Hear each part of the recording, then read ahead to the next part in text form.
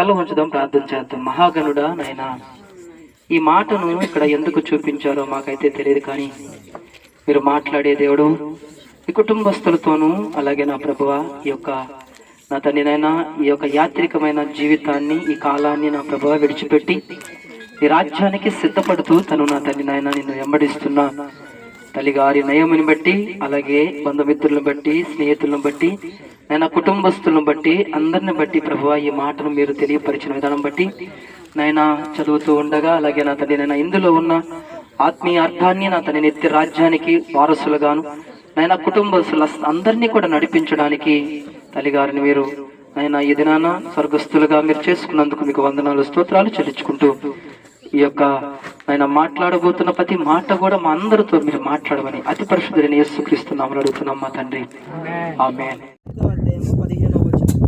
ఇది చాలా విలువైన మాట. ఈ మాట జ్ఞాని అయిన సొలొమోను భూమి యందు రాయించిన మాట. జ్ఞాని అయిన సొలొమోను అనగా చాలా జ్ఞానంతో నిండినవాడు, అనగా దేవుణ్ణి యొక్క జ్ఞానాన్ని పొందుకున్నవాడు. ఆ జ్ఞానం భూమి మీద చాలా మందికి అవసరమైంది. అందుకే దేవుడు ఇక్కడ రాసాడు ఈ మాట. చదువుకుని చూడండి, 5వ అధ్యాయం 15వ వచనం. వాడు ఏ ప్రకారముగా తల్లి గర్భము నుండి వచ్చునో ఆ ప్రకారముగానే తను నట్లు దిగంబరిగానే మరలా పోవును. తన ప్రయాసపడిన చేసుకున్న ఏది చేత పట్టుకొని పోడు. హల్లెలూయా. కింద కూడా ఇంకో మాట కూడా రాసి ఆ మాట కూడా చూద్దాం. అతడు వచ్చి ప్రకారముగా మరలా పోయి గాలికి ప్రయాసపడినట్లుగా సంపాదించుకున్నంత లాభం ఏముంది. హల్లెలూయా. ఇందులో దేవుడి మాటలు జ్ఞాపకం చేస్తున్న మాట ఏంటంటే, భూమి మీద మనము దేనికోసమో ప్రయాసపడుతూ ఉంటాం. దేనికోసం అనగా భూమి మీద పుట్టిన ప్రతి మనిషి కూడా ఎలాగే దిగంబరిగా వస్తాడో అలాగే దిగంబరిగా వెళ్తాడని దేవుని యొక్క లేఖనాలు సెలవిస్తున్నాయి. అంటే గాలికి ప్రయాసపడే వాళ్ళుగా ఉండకూడదని, అలాగే సూని కింద జరిగేదంతా కూడా వ్యర్థమని ఈ యొక్క సొలొమోను, జ్ఞాని అయిన సొలొమోను అన్ని ప్రపంచం భూగోళం మొత్తం అంతా తిరిగి అంతా కూడా ఎన్నో యుద్ధాలు చేశాడు, ఎన్నెన్నో రాజ్యాలు స్థాపించాడు. ఎన్నో చేసినా సరే ఈ జ్ఞాని అయిన సొలొమోను ఏం చేశాడంటే వ్యర్థము వ్యర్థము వ్యర్థము వ్యర్థము అంట రాసుకుంటా వచ్చాడు. కారణం ఏంటంటే అది ఎక్కడ చూసినా, అంటే తల్లిదండ్రుల మధ్య చూసినా ఆ ప్రేమ కొంతవరకు వ్యర్థమైపోతుంది. వాళ్ళు చివరికి విడిచిపెట్టే వాళ్ళుగా ఉంటున్నారు, కానీ ప్రేమించేవారు శాశ్వతంగా ఎవరు కనిపించలేదని చెప్పని దేవుడు రాస్తూ ఉన్నాడు. హల్లెలూయా. అందుకే ప్రియ సంగమా, దేవుడు ఒకటే మాట చెప్తున్నాడు. ఏం చెప్తున్నాడంటే, ఈ భూమి మీద సూర్యుడి కింద జరుగుతున్న అన్ని వ్యర్థాలన్నీ కూడా మనం అలాగ గాలికి ప్రయాసపడినట్లుగా, అంటే గాలిని పట్టుకోగలుగుతామా? పట్టుకోలేము. అలాగే మన సంపాదన మనం ఏమైనా తీసుకుపోగలుగుతామా? అంటే ఏవి మన ఇల్లులు కట్టుకున్నా, సంపాదించుకున్నా, బంగారం ఏం సంపాదించుకున్నా సరే అది భూమి మీద వదిలిపెట్టిపోవాల్సిందే. అది ఎవరో ఒకరు అనుభవించాల్సిందే.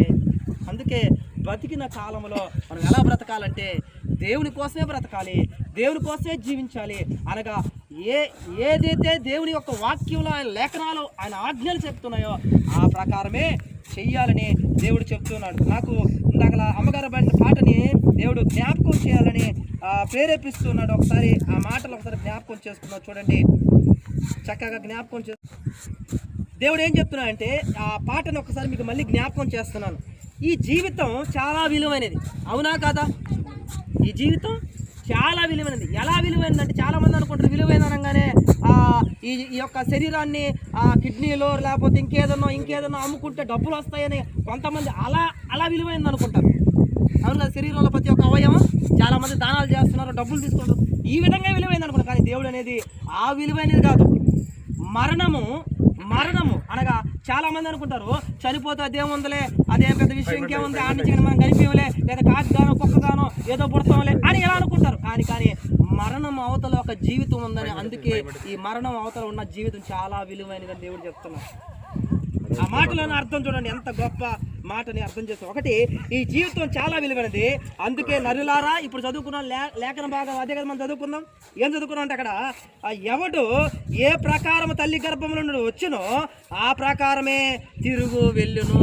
ఏ ప్రకారం వచ్చాము? వచ్చి ఏం తీసుకురాలేదు, ఏం తీసుకోము. భూమి మీద ఏం తీసుకొని మనం రాలేదు, ఏం తీసుకొని మనం ఈ మాటలు మనం జ్ఞాపకం చేసుకోవాలి. అలాగే అందుకే దేవుడు అంటున్నాడు స్థిరపడే వాళ్ళుగా ఉండాలి. ఎలా ఉండాలి? ఎక్కడ దేవుని రాజ్యంలో స్థిరపడే వ్యక్తులుగా ఉండాలంటే ఇక్కడ మనం ఏది ఆశించకూడదని. ఎందుకయ్యా ఈరోజు నయోమి దగ్గర ఈ మాటలే జ్ఞాపకం చేస్తాడు దేవుడు అంటే, ఆమె ఎన్ని ఆత్మలు రక్షించుకుంది ఆయన రాజ్యంలో ఉన్నప్పుడు, స్థిరమైన రాజ్యంలో ఆయన తీర్పు దగ్గర నిలబడినప్పుడు. అక్కడ దేవుడు అంటాడు, అమ్మా నువ్వు చేసిన పని ఇదిగో ఇంత చక్కగా ఈ యొక్క లిస్టుని నేను రాసించాను, నువ్వు చేసిన మేలు అనగా నీకు జీవ కిరీటాన్ని నేను ఎత్తిపెట్టాను, ఇన్ని ఆత్మలను నువ్వు సంపాదించావు అని నేను అంటున్నాను. జాగ్రత్తగా ప్రియ సంగమా, నువ్వు కూడా అనగా చివరిగా మనం అందరం పోయేటప్పటికల్లా ఎంతమందిని మన రక్షణలోకి నడిపించాం, ఎన్ని ఆత్మలు మనం చేత పట్టుకొని పోయాం.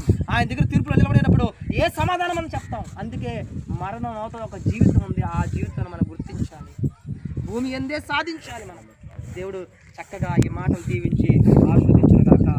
వందనాలు, స్తోత్రాలయ్యా తండ్రి. నాయన ఇదిగో ఉదయం మొదలుకొని ప్రభువా నాయన ఇప్పటి వరకును నాయన బిడ్డలందరినీ మీరు నడిపించారు అయ్యా. బిడ్డల ద్వారా తండ్రి నాయన మీరు మహిమ పొందారు నాయన. అన్నిటికంటే ముఖ్యంగా నయోమి గారిని నాయన నిత్య రాజ్యం మీరు వారసురాలుగా నియమించుకొని అయ్యా చక్కగా నాయన మహిమార్థంగా ప్రభు ఎంత గొప్ప కార్యాలు నా తండ్రి మీరు అయ్యా నా తండ్రి నాయన ఇంత మందిగా నా తండ్రి నేను సమూహంగా బంధువులుగా స్నేహితులుగా ఇరుగు పొరుగు వారుగా నాయన అందరం కూడా అయ్యా నీ ప్రేమను బట్టి నీవు ఇచ్చిన నాయన గొప్ప సంతానాన్ని బట్టి నీవు ఇచ్చిన నా తండ్రి నాయన అయ్యా నీ మహిమను బట్టి తండ్రి నాయన అయ్యా అందరము కూడా నా తండ్రి నాయన ఇంతవరకును అయ్యా నయమి గారి యొక్క భూస్థాపి కార్యక్రమంలో నాయన పాల్గొనకుండా ప్రభువా అయ్యా వచ్చి ఇక్కడికి ఎవరైతే వచ్చారో బిడ్డలందరి చుట్టూను అయ్యా మీ యొక్క గాయమును తండ్రి నాయన అయ్యా మీ యొక్క తండ్రి నాయన గాయములలో నా తండ్రి నాయన అయ్యా మీకు స్వస్థత ఉన్నదని నీ సెలవిచ్చిన దేవుడవు నా తండ్రి నాయన. నీ దగ్గరికి చేరినప్పుడు నీ దగ్గరికి ఉన్నప్పుడు నీతో నా తండ్రి ఫలింపగా నా ప్రభువా ప్రతి ఒక్కరిని కూడా మీరు నిలబెట్టుకుని వాడుకోగలిగిన దేవుడవు.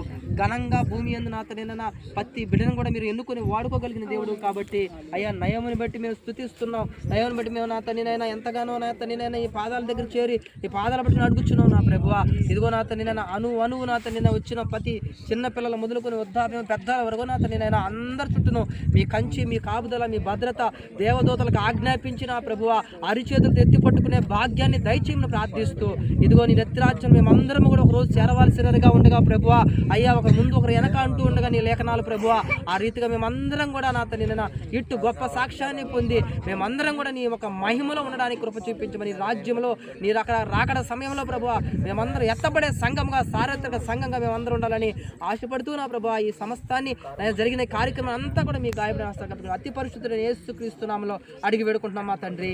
ఆమేన్.